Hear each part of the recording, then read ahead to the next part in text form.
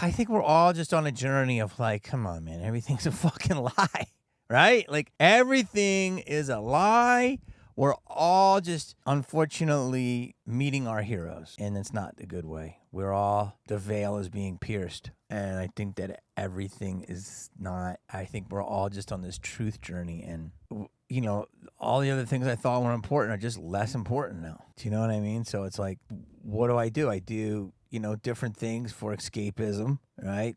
To provide people escapism. I do other things for, make some money. I do other things because they're creatively challenging. And I do stand up for therapy, really for myself. I mean, if you enjoy it, that's cool, but it's really my own therapy. And then I do this to really like connect with people on a truthful level, at least what I think is truthful. And so I want to go back to the Globes, because here's why I think they've lost touch, and I'm sure the Oscars will do great. Because everything's a lie. You know what I mean? Like movies that don't make a lot of money, they prop up and say it's slowly going along. And other movies that make a lot of money they don't like, they're like, well, it's a robust first week, but will it have legs? It's all about how they frame these stories. And I'm like thinking like, I wasn't even gonna comment on it, but I just saw something. So it's like, Joe Coy, who's an amazing comedian,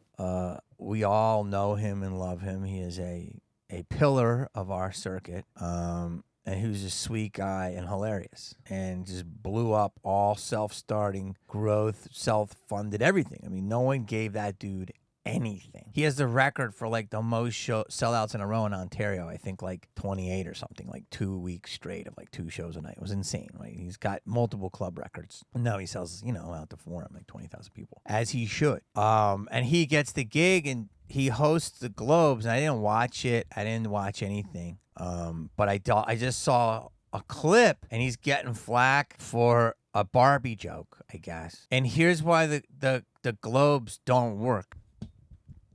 Like, who are the Globes for? Are they for the people in the audience, or are they for the people at home? Think about this. Like, you know how hard that gig is? Like, I've done corporates, okay? I did a gig once called, come on, man. Show West. The Show West Awards. Look it up. It's not televised, but it's every player in the business. It's super fucking prestigious. And I hosted it. And it was a big deal to get it because it helped keep Malibu in the theaters longer. And when I did it, you're doing all industry. No regular people. It was in Vegas, which was cool. And, oh, man, they want to get their shit and they want to go. But they all come up on a private jet. And I had some really good stuff, and I had some bombs. And I don't want to tell you who was mean to me, but there was 2 people on that show that night that were very fucking mean to me. One's a director that I would like to punch right in his dick. And another one, I think. But some of the greatest people that were nice to me, you would love that they're nice to me. He might be the only one, this director. I'll drop his name when I'm confident enough. But the nicest, if not one of the nicest, was Adam Sandler. He said, "How about our host, huh? Look at, he's up here fucking killing it." So sweet. He got an award, I think, for Comedy Star of the Year or something. It's about 20 years ago I did this.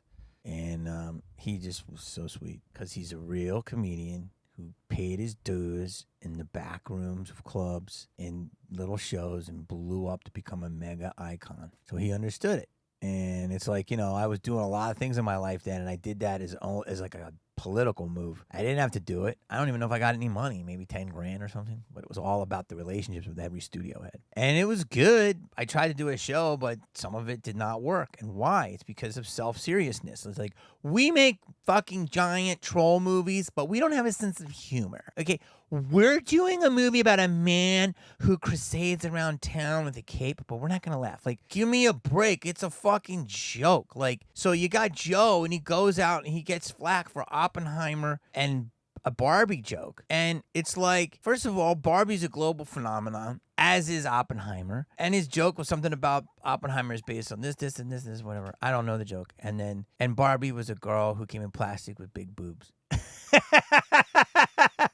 which is even more credit to the director. That's a big shout out to you because you took this movie and Margot and everybody and Ryan and made this amazing hit out of just a doll. Not even a simple piece of IP, just a doll, and gave her a whole origin story. It's incredible. Incredible. Barbie is an amazing movie, by the way. And Oppenheimer is amazing as well. Like two totally different things. What am I saying? Is that you can't do jokes for people if they're going to take themselves so seriously. So a couple people laugh, but a lot of people were mad at that joke. And I'm like, he's joking about a doll. You made a movie about a doll, and the movie made $1.5 billion. Like, you did it.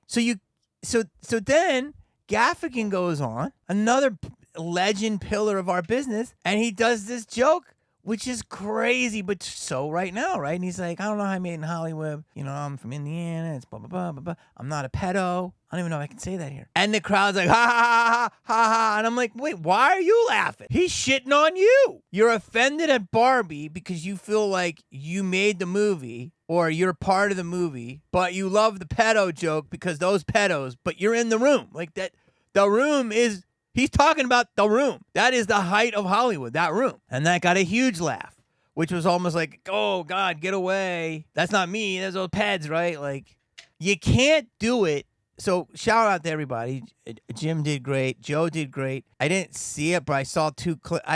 Just listen. I don't even know how I'm going to talk about this because you just can't have comedy at these shows if you're not, unless you don't do any jokes about the people. And just do jokes about fucking something else. If you do jokes about the outside world, I guess you can. But you can't sit there and fucking do a joke to a bunch of self-serving people who make movies about turtles that wear ninja outfits and live in the sewer and eat pizza. By the way, is that a code? Like, you gotta go, what am I doing? I'm making escapism for the common man. A very fucking huge person in this business now who I know. So think about all the people I've worked with. I don't reveal my names. Eventually, if they want me to. He's huge. Very respected. He said he's super smart. And he said, you know what we do? We make distractions for the common, decent working man so he doesn't go home and choke his wife. I thought that was hilarious. Now, a lot of people might take that the wrong way, so I'm not going to say who it is, but that's hilarious. It's true. A guy who's think about the guy who's working 10 hours at a salt mill. She's like, here's hamburger, help her, asshole. He's like, ah. So what do? We give him a fart comedy so he doesn't do that. Not saying all people do. Can you laugh at that? And then there's great art like Oppenheimer. I mean, Barbie's great art. Just because it's based off a plastic doll, it's a fucking great piece of art. And Oppenheimer's great art, but it's very serious. You know, Barbie's serious too, and what it does, it's just fun. So, I don't fucking know. Like, I'm just sick of all, like, the fucking bullshit of, like, we're so serious. It's just like, don't hire a comic. Don't hire... I mean, are you really? Do you really not smell what people are doing? Like, you gotta laugh at yourself because everyone else is. Like, outside of the auditorium, people are laughing at Hollywood. The people that are watching are the mark out despots. But like, look at the fucking, you know. Thank God Barbie and Oppenheimer are winning because they were movies of the people, not just these little movies. And that doesn't mean that a little movie doesn't deserve it. But what am I trying to say?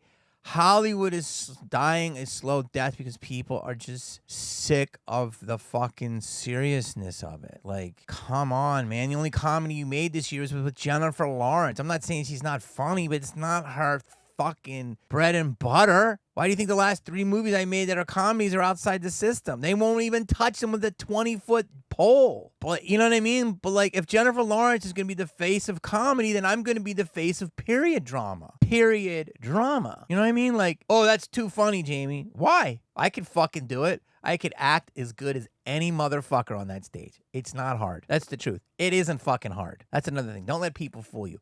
Acting ain't hard if you're good. Be natural.